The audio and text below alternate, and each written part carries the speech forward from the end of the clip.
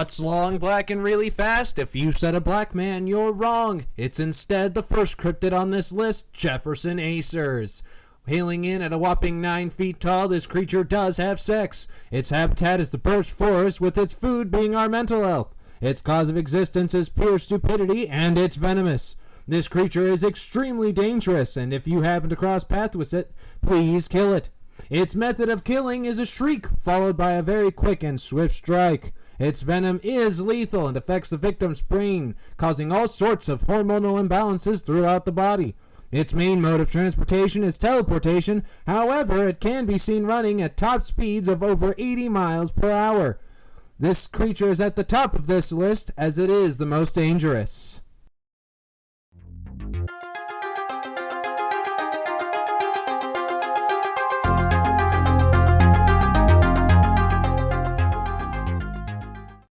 It's been said that you've encountered Jefferson Acers.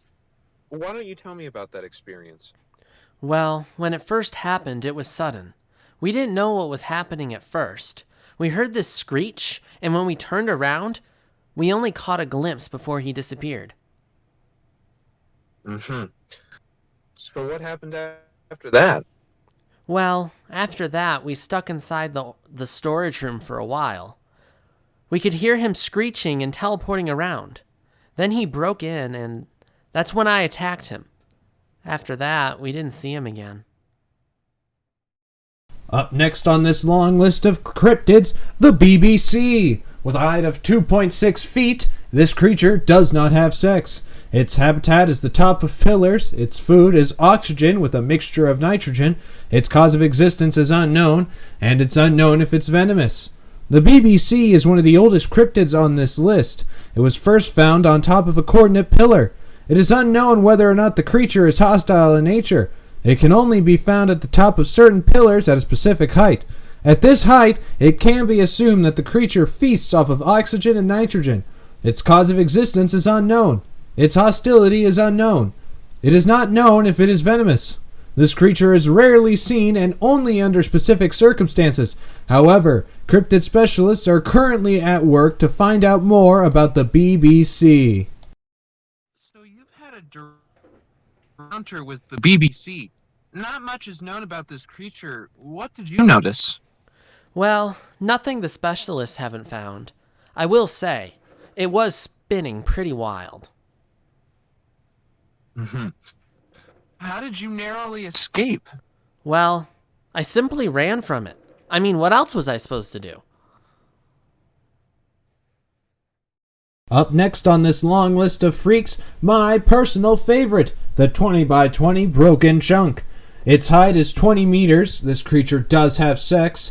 Its food is none. Its cause of existence is the book of a chunk error, and it's not venomous. The 20 by 20 broken chunk is one of the more harmless cryptids on this list. While it makes life difficult on the GaySMP, it isn't the worst thing in the world. Being brought into the world due to unnatural circumstances, this chunk error is one to stay. It is theorized by cryptid specialists that it is perhaps a sleeping giant.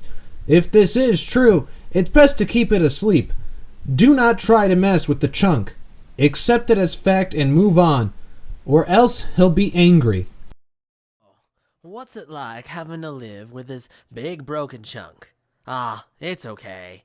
You know, you get used to it at some point, and eventually it becomes a friend, you know? Something to lean on. I don't know. I'm just used to it at this point. Still a pain to work around. Up next, the ground endermen. Their height? Floor. Sex? Yes. Habitat? Floor. Food? Unsuspecting travelers. Cause of existence? Unknown. Venomous? Yes.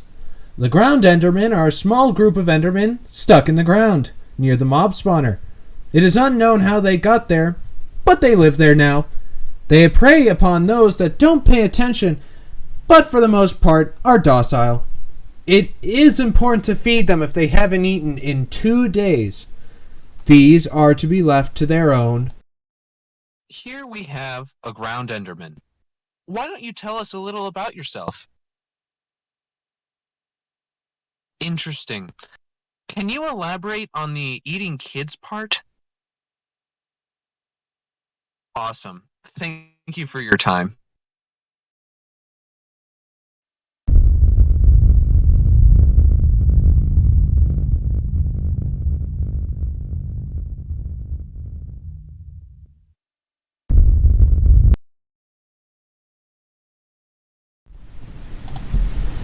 It is unknown of origin. There is nothing documented on it. It is what guides us.